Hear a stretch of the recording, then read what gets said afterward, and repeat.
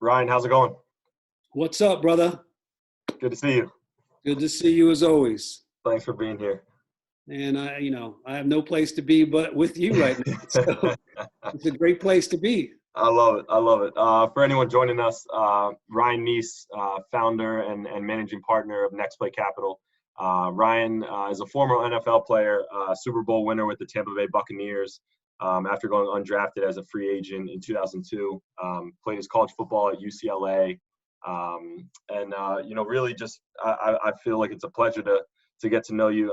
You spend a lot of time in the community. I know you do a lot in Tampa Bay, which is a whole nother topic we could get into about Tom Brady, but we might save that for another day. Ryan's on the board of the Tampa Bay Sports Authority as well as the Tampa Lowry Park Zoo. And he also created his own foundation called the Ryan Nece Foundation, focused on youth and families in lower income communities. So appreciate you being here. To start, would just love to get a little bit of your new norm, kind of how you're dealing with COVID-19 and some of the changes to your day-to-day life that you're already noticing.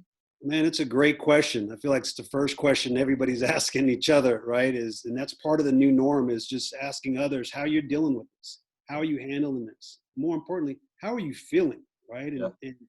I think that's one of the things that I've noticed is being able to talk to people about what they're feeling, how they're experiencing this, how this is touching them all the way down to their heart, right? And I'm so surprised that you're getting a variety of different answers.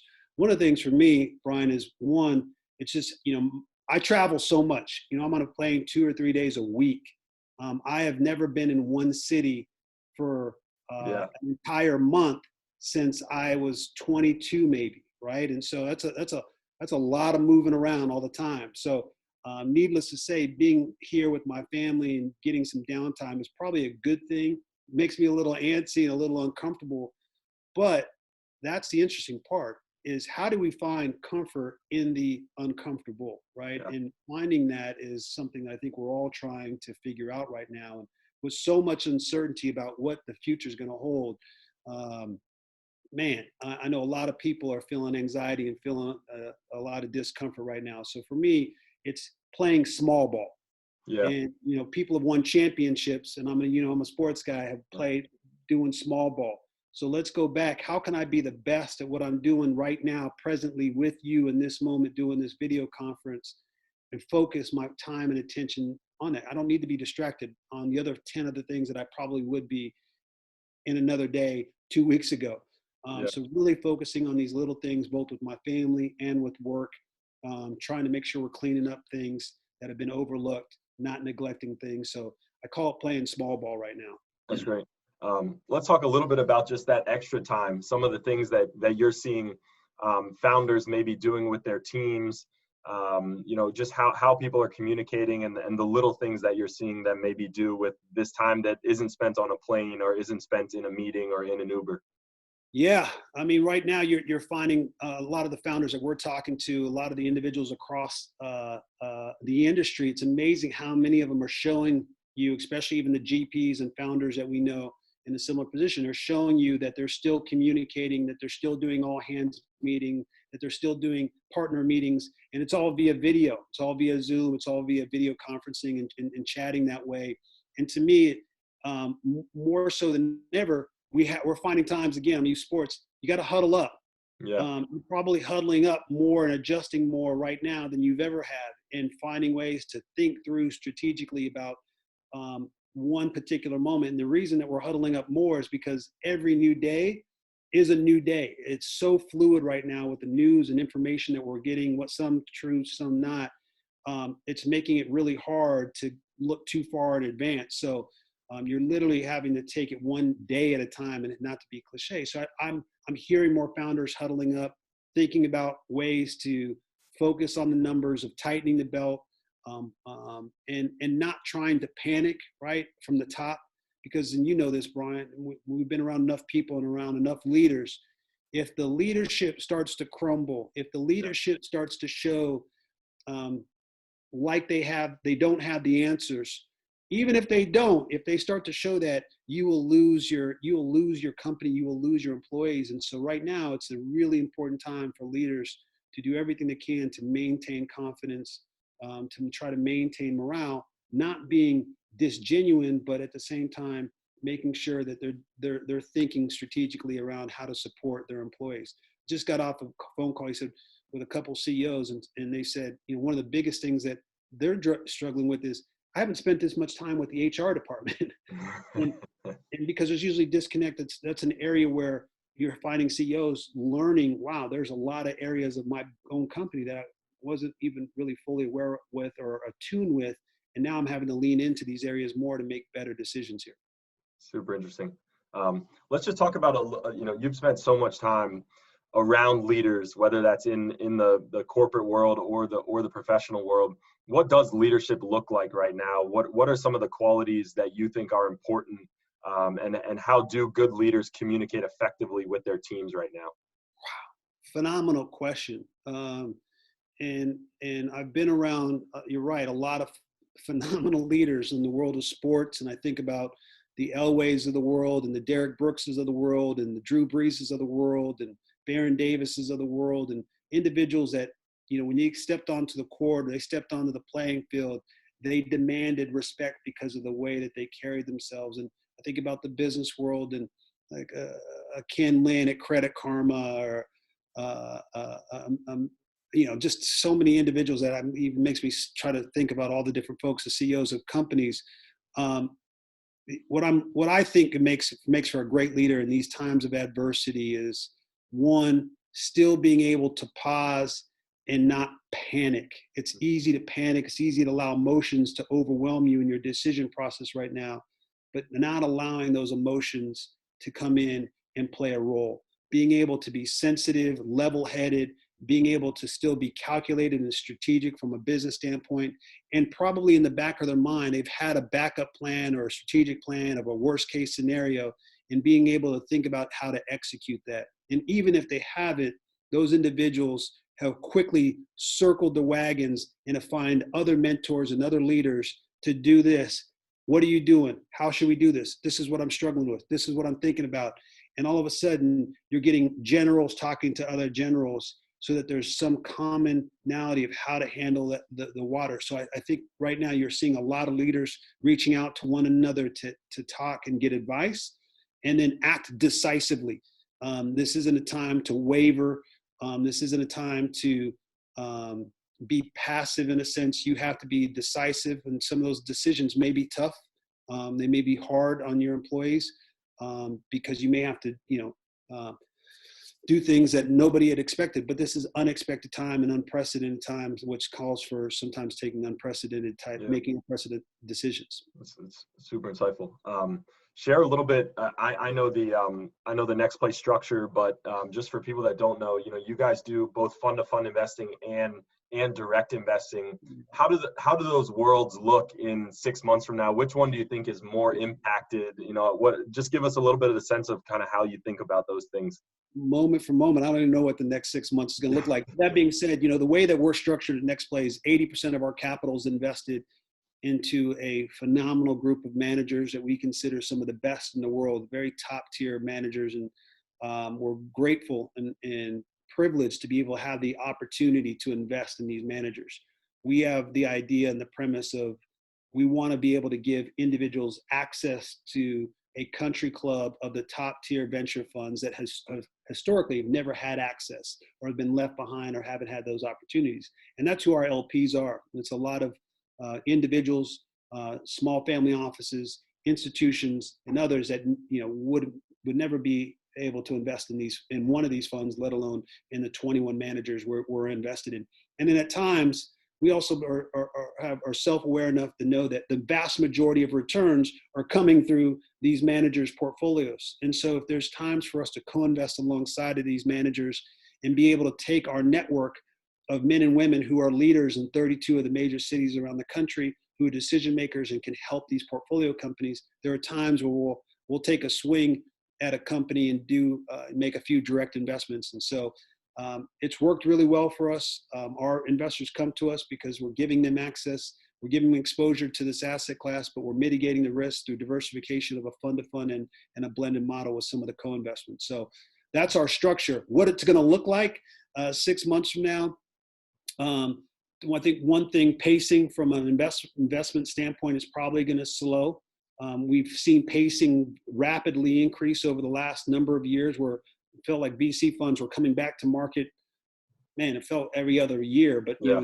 it got down to about every 2 years. It used to be around 3 years. So pacing had really increased. I think we're going to see pacing slow just because of the natural friction now that's in the system. It's going to be really hard for people, much harder for people to find companies, identify companies, and back them. And so when you see pacing slow down, fundraising will slow down, and funds coming back to market. I think that you're going to see some of these funds that were very niche focused, that were invested very early in early companies and seed stage companies. I think it's going to be interesting. Those firms at the top of the market, it's going to be really hard for them as well. Again, from a sourcing standpoint, and this, I think investing in ventures, it's like simple fundamentals, like football's blocking, tackling, running, catching, throwing. It's like that's football. Yeah.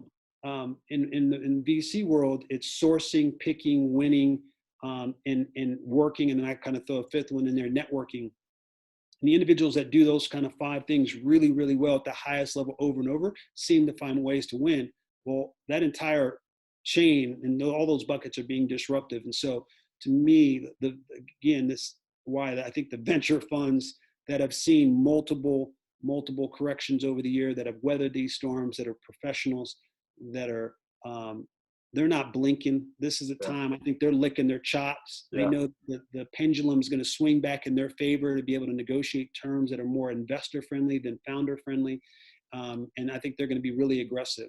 So I can't wait for that. And then on the company side, the human mind's not going to ever turn off, right? So there's going to be people that are constantly being innovative. There's people constantly finding ways to solve problems and meet needs. And so I have no doubt that we're going to see great companies find ways to battle through this. And we've seen it again.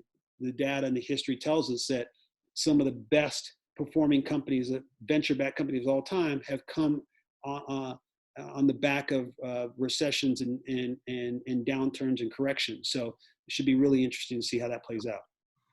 Really interesting. Talk a little bit about just your team at NextPlay. Some of the ways that you guys are starting to transition the way you communicate. To your point, you are usually on planes, trains, and automobiles. But how does that shift in a digital world, and what are the ways that you're communicating with your portfolio companies?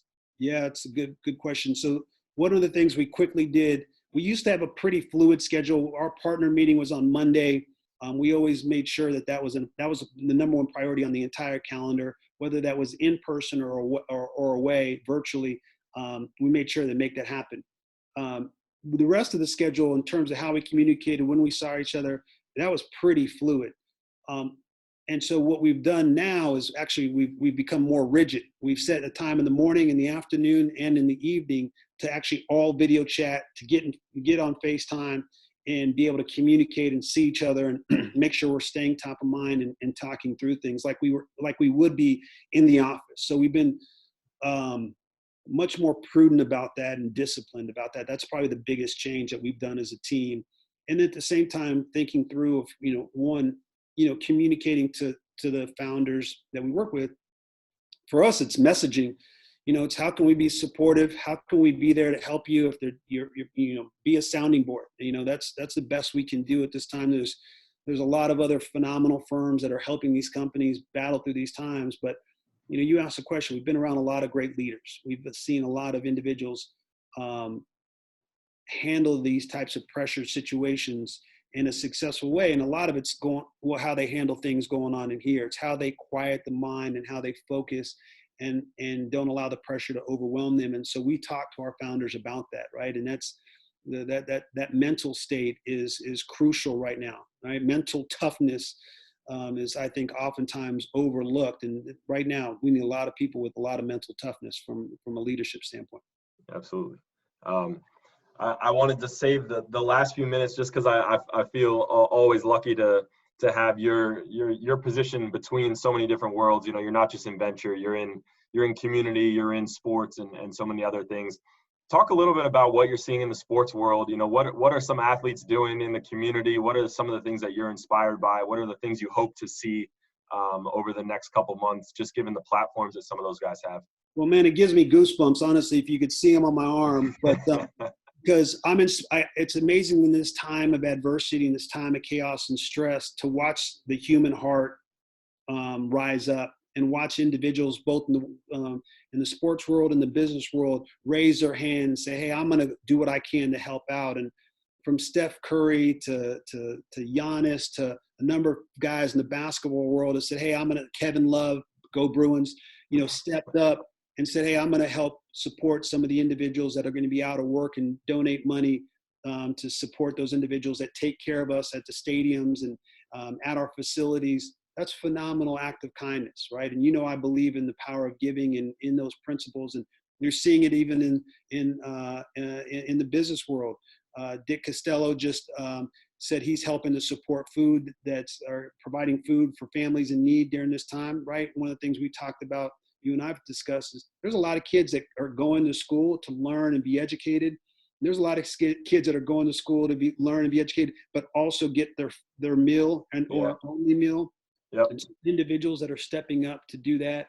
I know that I've had some contacts that have been really helpful to me, and I've called in a few favors, and you only get a chance to use these bullets every once in a while. And I made some calls, and so I'm getting a bunch of the N95 masks sent here, a number of them to give them to health providers and to give them to individuals because they don't have them. We're out of those masks, and so we're going to donate those. So I just think that it's easy to focus on us.